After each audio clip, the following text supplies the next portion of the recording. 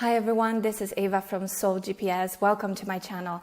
In today's episode, we're going to look at the spectrum of narcissistic mothers. A lot of the examples that I'm going to be using are from the point of view of a daughter of a narcissistic mother, as that is kind of the pool of my knowledge, so to speak. I know quite a few women, who have experienced some of the things that I will be talking about. However, wherever I can, I am going to include examples of men as well, as there are plenty of those too.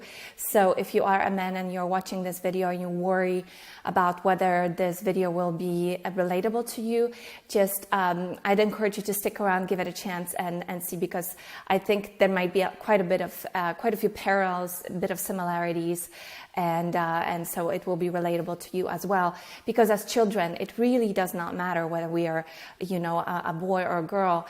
If our mother is narcissistic, we are going to suffer in very similar ways, and it is going to affect our development. So I'm going to open this video by talking about the whole idea of the taboo of looking at a mother as, a source of something negative. Because regardless of what religion you are, regardless of what culture you're from, I've traveled to so many countries and across all different continents. And it's everywhere it's the same thing. The mother is worshipped.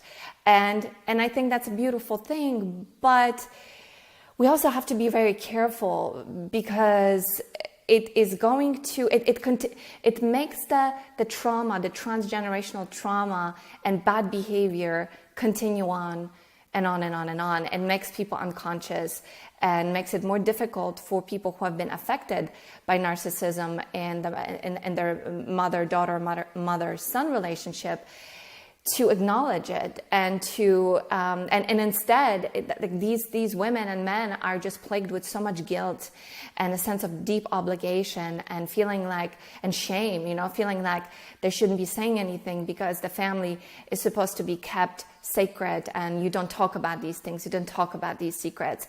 And unfortunately, trauma and these kinds of shadowy emotions that then can rob us of the joy of life survive in the dark.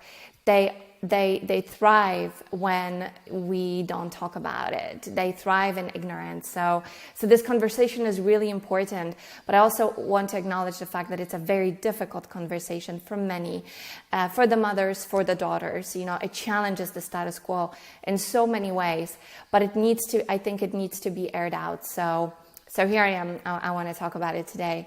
So the problem with experiencing narcissism from a mother is that you will feel oftentimes unloved, unacknowledged. It's really difficult to share your experience, because narcissists, and especially narcissistic mothers, can be very, very good at creating the perfect facade, the perfect image of the family for everybody outside looking in.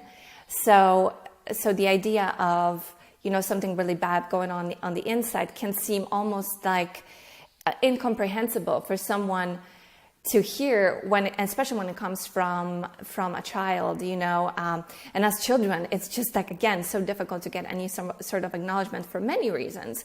One is that the mother can create a very difficult barrier to penetrate, and number two, it's because, as children, we don't feel like maybe we have the competence or the ability to state our needs and understand what's really going on in a way that makes other people receptive and respect that. So respect our young voice. So I just want to put that out there, because there's so many men and women that are suffering in silence.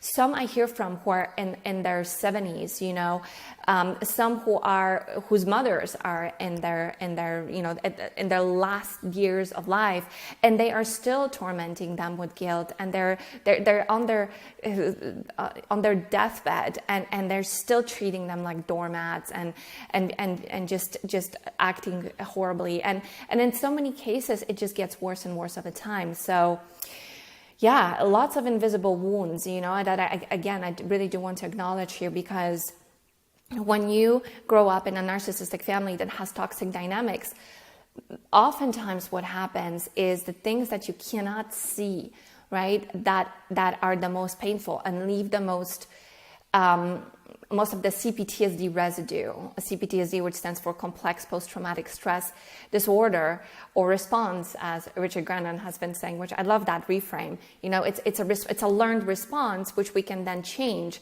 to be positive. And we'll talk about this later in this video. That's really what this channel is about too, is, learning to take the lead that you've been dished out and turn it into gold. So the invisible wounds, right? So difficult to live with those wounds because you can't quite pinpoint what happened. It could be a string of very little but repetitive compounding events in your life that have made you continually invalidated, have silenced you, has made you feel like there's something wrong with you, right? The bottom line, something's wrong with me here, that I'm somehow faulty, I'm somehow damaged. That is the message you get from growing up in these dysfunctional families, and you can't even think for yourself because you can be over-reliant on the opinion of others, and you suffer in silence. And sometimes you don't even admit it to yourself. So there's a spectrum. There's a spectrum of mothering that I want to explore here. On one end, we're looking at severely neglectful, narcissistic mother that I would compare to like an overt type of a partner, that you would meet. Somebody who's just it's just so easy to tell, right? That there's something's wrong. At least it's easier to tell. It's much more. It's out there. Whereas the other side of the spectrum, we're looking at the enmeshing mother that can seem like the perfect mom. She's so close to you. You guys are so entwined together. And so she's more of the covert type that is going to be controlling you with pity and with guilt. So we'll look at that too. But starting out, we're going to look at the severe narcissistic overt mother. So this kind of mother is going to make you feel unloved because she is so absorbed with herself, with making herself seem so important, so exceptional, and completely blameless that there's no room for anything else. That is literally her whole world. It's always about, what do I look like? How do people perceive me? How much supply can I get from both my daughters and my sons?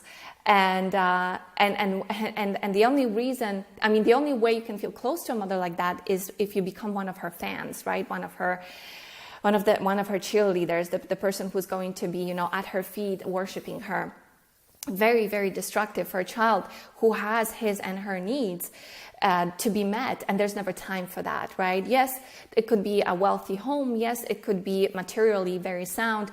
Things can be provided for, but if you don't have that emotional warmth, it's like being starved. So so she's completely self-absorbed and always seeking attention. I think that these mothers often are comorbid with histrionic personality disorder. Something to look at, if you can resonate with this kind of a description I'm giving you right now, is histrionic personality disorder. This is the kind of a person who always has to be in the center of attention. Life for her is a stage, it's a spectacle, and she always has to be the star. So mothers like that can actually sort of fool you in a way by bringing up their young kids and showing them off to their friends and telling you, look at what I have produced, right? This is my pride and joy.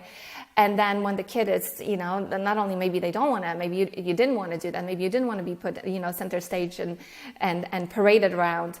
And then when you're done, you're like kind of shushed aside, and it's back to her being the star. But it's like she will take credit for your accomplishments. She will take credit for this. And it can be very damaging for boys, because then the boys are learning that this is the only way to be out there in the world, is to always show off, is to always be, the kind of a man that she expects him to be. He can't be fully himself.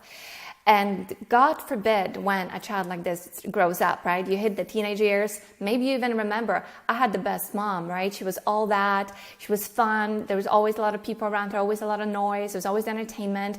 And then you grew up, and then you became a little woman, right? And then what? Then she begins to compete with you. And it turns really nasty. It can just devolve very quickly.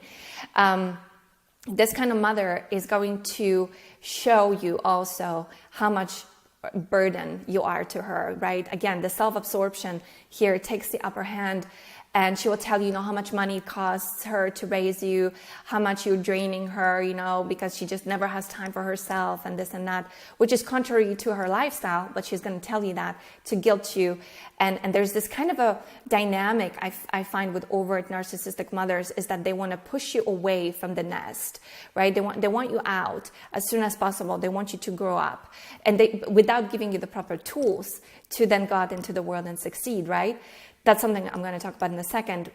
You get something else instead. But whereas the other mothers, the enmeshing mothers, they're the opposite. They want to keep you in. They always want to have you tied on a string, and God forbid you leave them, right? Because they will feel so abandoned and so on. So she will reward your codependency. This kind of mother, she wants to feel needed, and yet at the same time, she's going to push you away when you need too much. But she does not want you to be too independent either, because then there is the threat of you being, not needing her. It's a pretty sick dynamic. But if you admire her, that's just the best kind of supply you can give to her. And then in the event there is any form of a conflict, because we are dealing here with lots of lying, lots of pathological lying, gaslighting, and denial. So if she says something to you that is, that's putting you down, criticisms. I made a whole video about criticisms. Yes, it dealt more with the partner dynamic in that video, but it can also apply here easily. These little criticisms that how you look, and how, this dress makes you look bad, and how your hair is all messed up, and how this, it can be body shaming. It could be emotional, about, say, you're sensitive about something because you felt that there was injustice at school or with your friends, and she'll not acknowledge your emotions. She'll say you're just, you shouldn't. There's no room for you to fully express yourself, basically, because the moment you take up too much space, you're threatening her. So she will always try to shush you out, and she will not acknowledge when she hurts you. She will say things like, "I never said that. You have a vivid imagination." I got a lot of that in my life, lots of vivid imagination, which I do. I think all kids do. But when you feel continually invalidated, eventually it's going to wear you down. So there's going to be a lot of that in those, in narcissistic mothers on both sides of the spectrum. And after, you reach that competitive level with her, when you begin to, turn into either an independent boy or a teenage girl who's now, has her own life going on, she will start to tear you down so she can keep building herself up. Again, this woman has to always be on top. She will hang out with your friends. She'll try to take over your groups. She's the kind of woman who always wants to be perpetually young, right? She will also triangulate between siblings.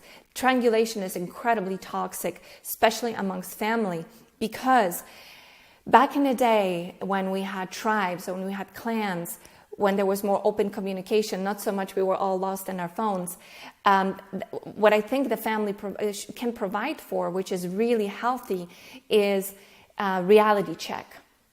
When you have a lot of points of view and all the nodes are communicating with each other, you arrive at a much more grounded version of the truth.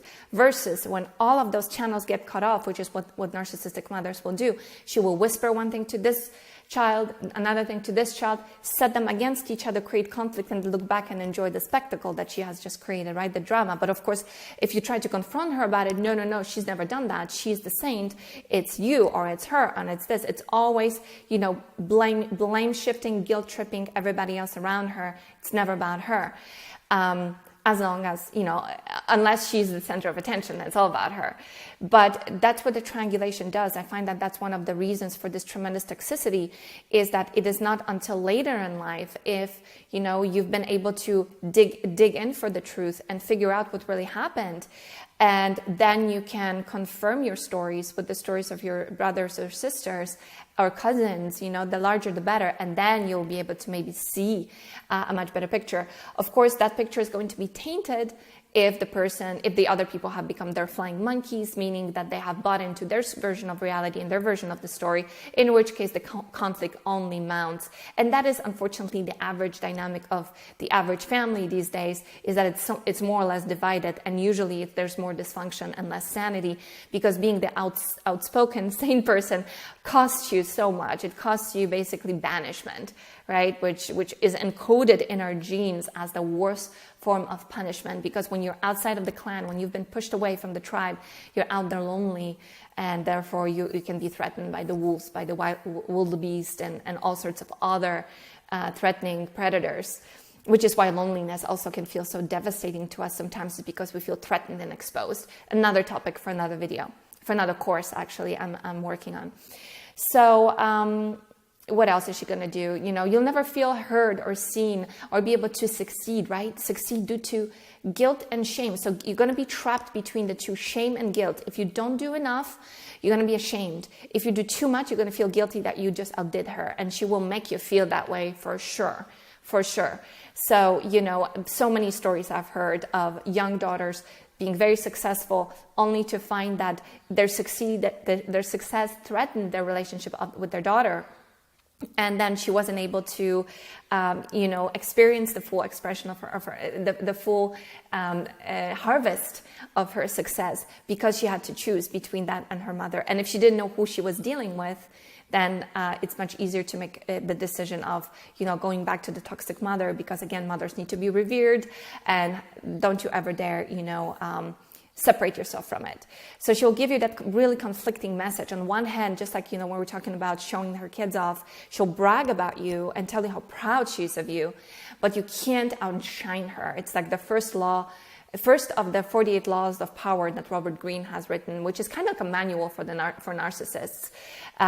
Rule number 1, never outshine the master, right? But here, we're not talking about the king. We're not talking about the boss. We're talking about the mother that is supposed to be the source of sustenance. So very, very, very difficult to, you know, to have that, to be a recipient of that.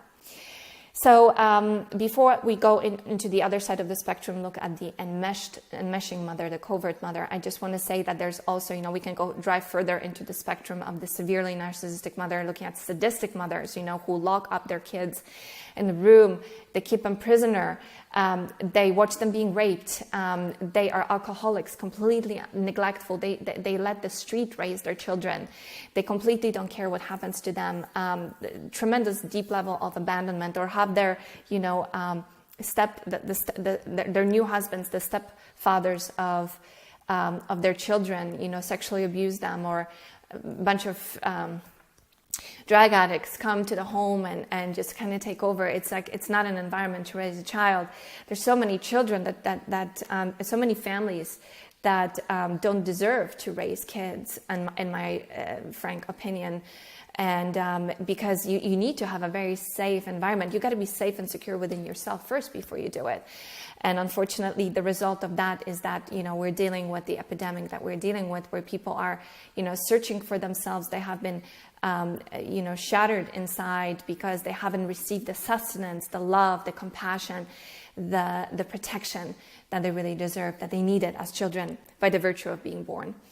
All right, so now pivoting over to the other side of the spectrum, the enmeshed mother, the more covert mom.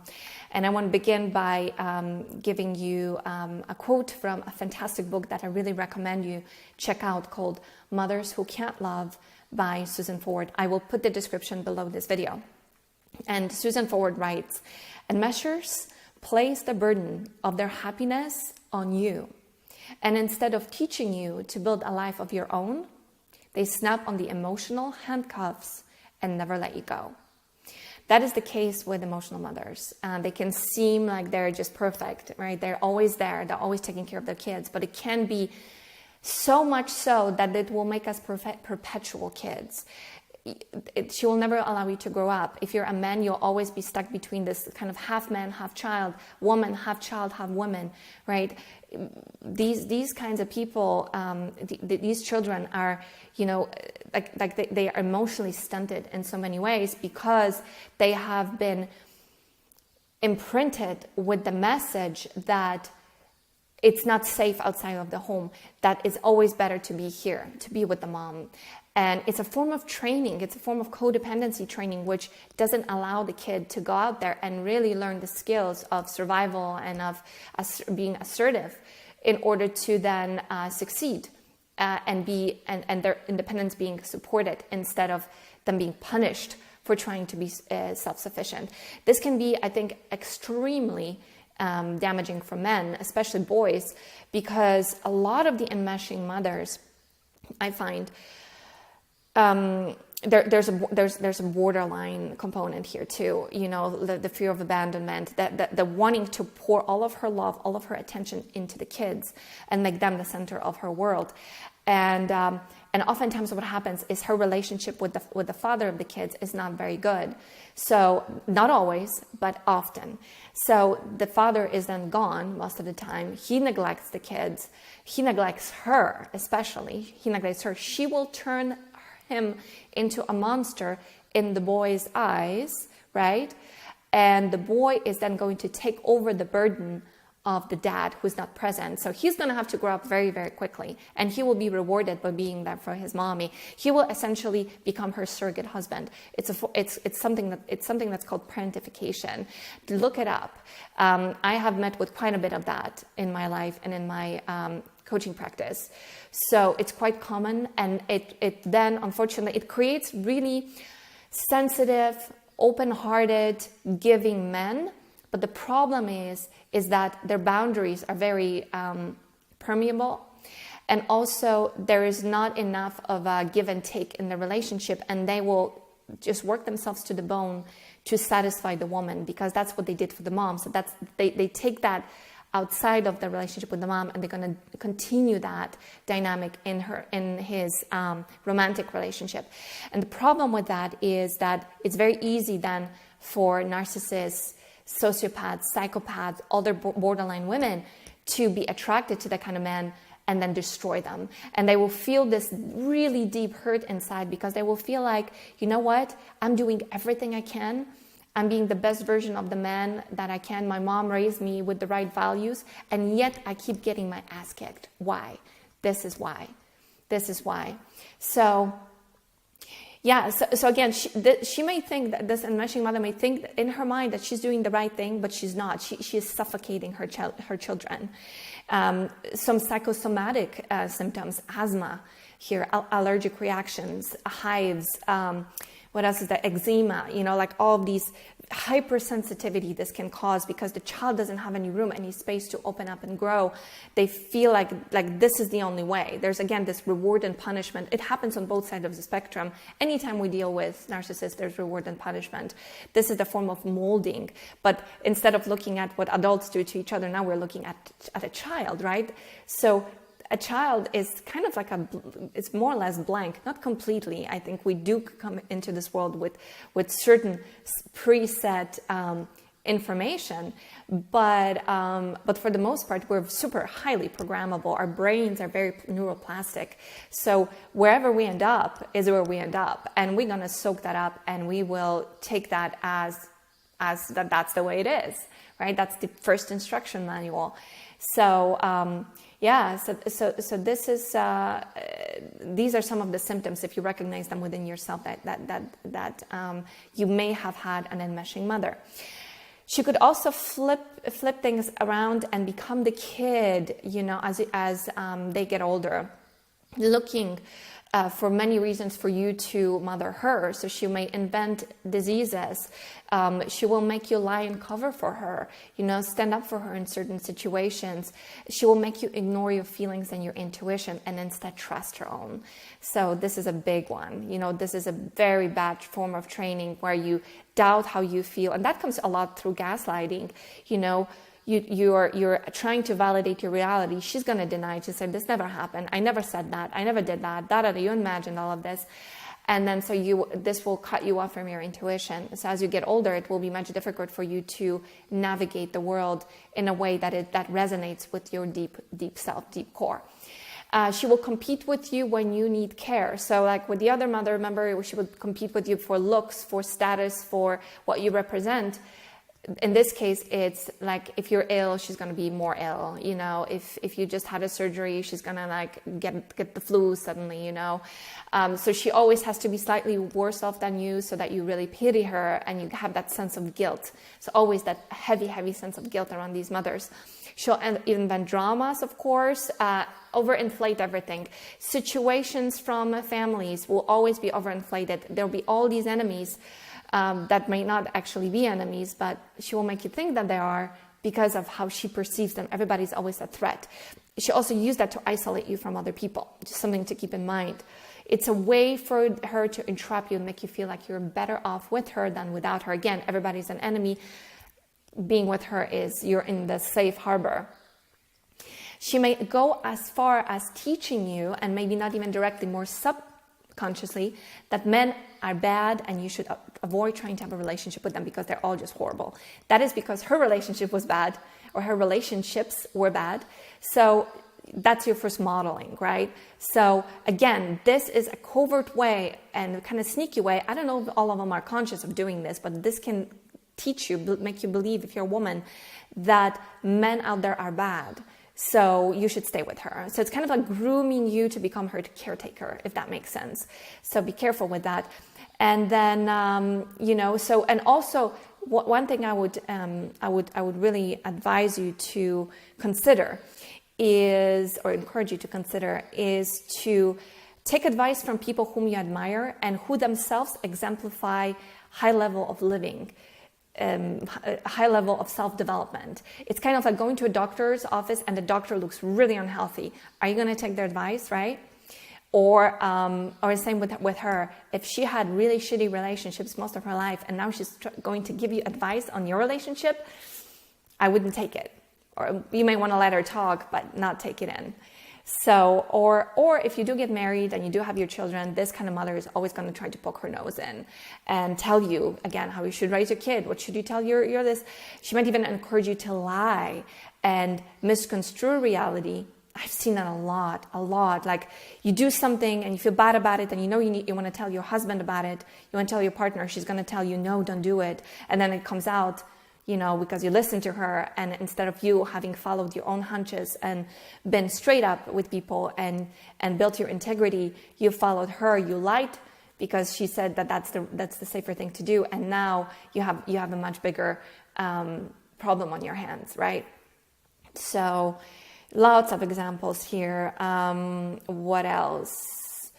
Yeah, and if you refuse her advice, what you may encounter is the pouts, and again, the guilt tripping, So one thing I have learned over the years, because having this kind of mother, both really anywhere on the spectrum mother, it's like a training and black belt in boundaries, because if you can master that, if you can figure out your way around it, then you can handle yourself in most other situations.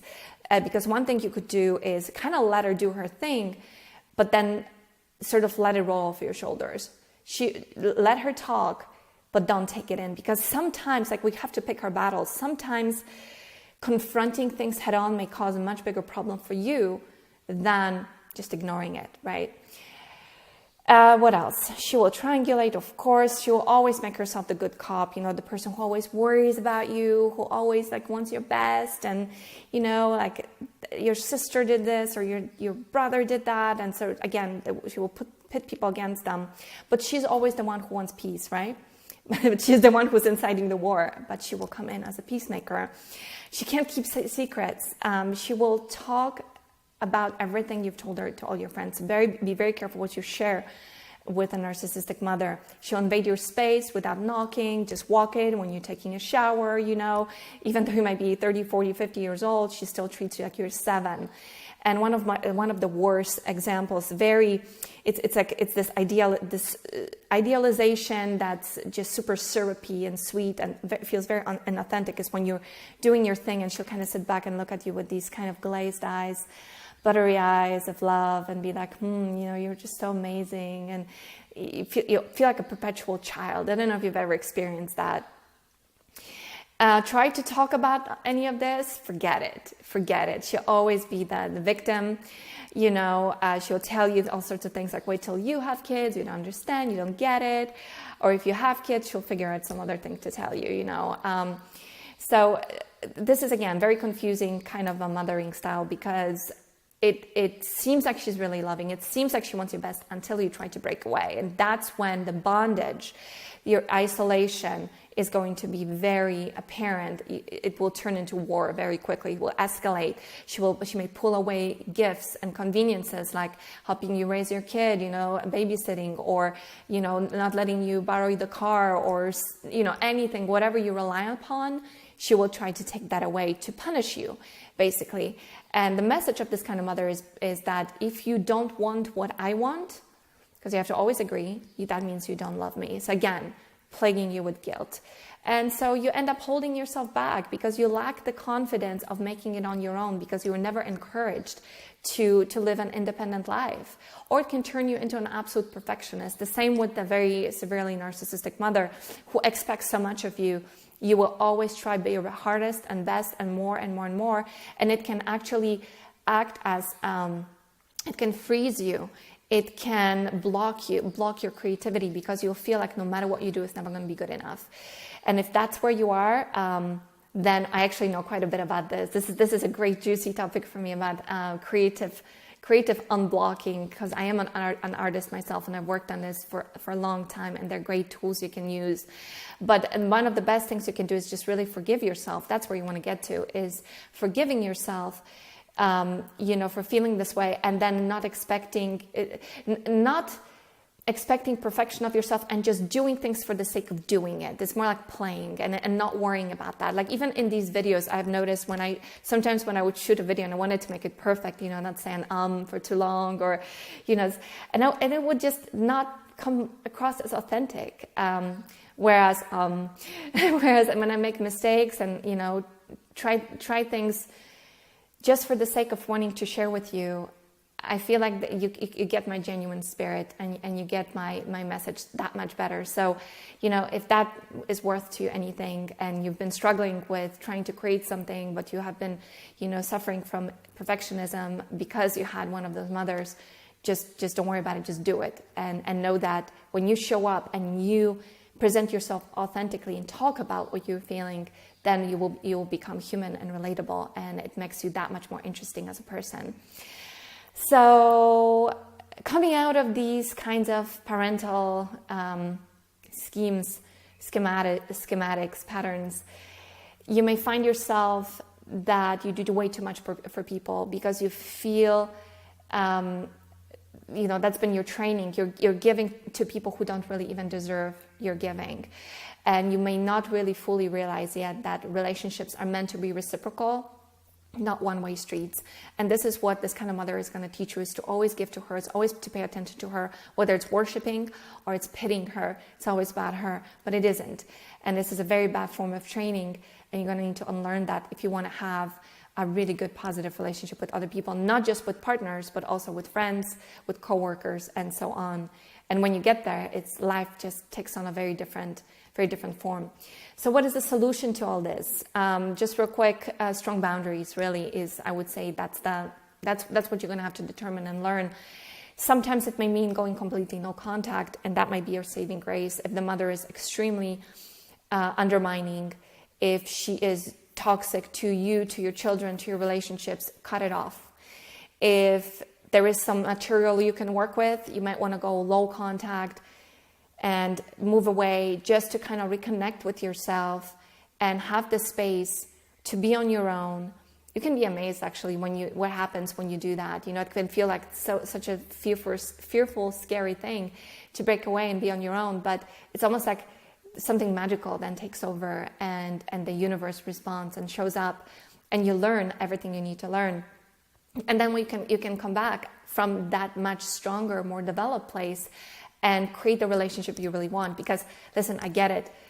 This is the first relationship we have, right, in human form with the mother. We grow inside of her body. I mean, nothing gets more intimate than that.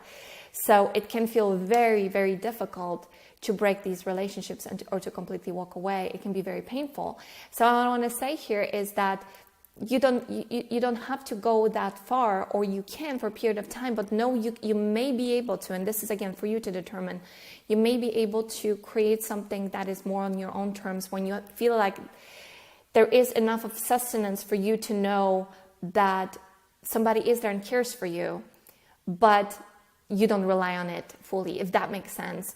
Because ultimately the healing from a relationship like this has to come from within through inner child work, through inner child healing. You need to, as the adult, need to meet your inner boy or your inner girl and show up there for him and for her and make her feel secure. Let her know that you're always going to be there for her. So you have to become your own parent in a sense. And that's where the healing really comes from.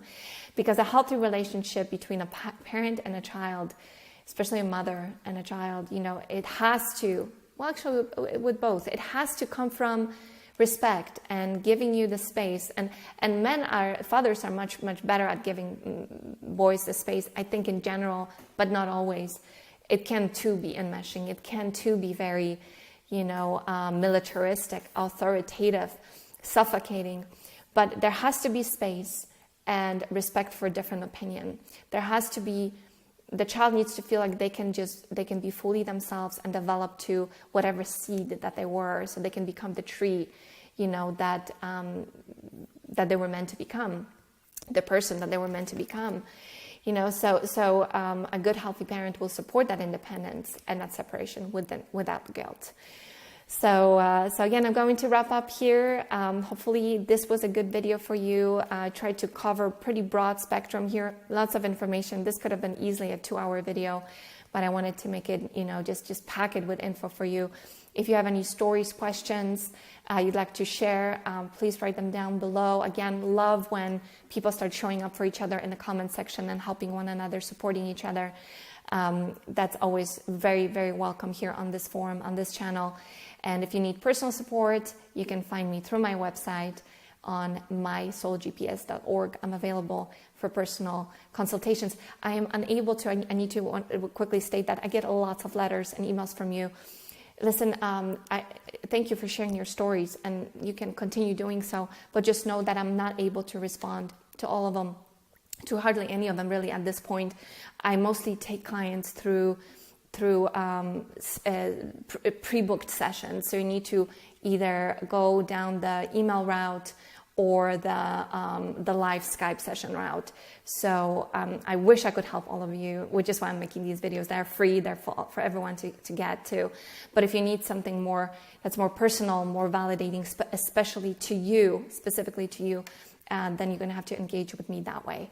All right. So anyway, I'm sending you guys lots of love, and I will see you next time. Bye-bye.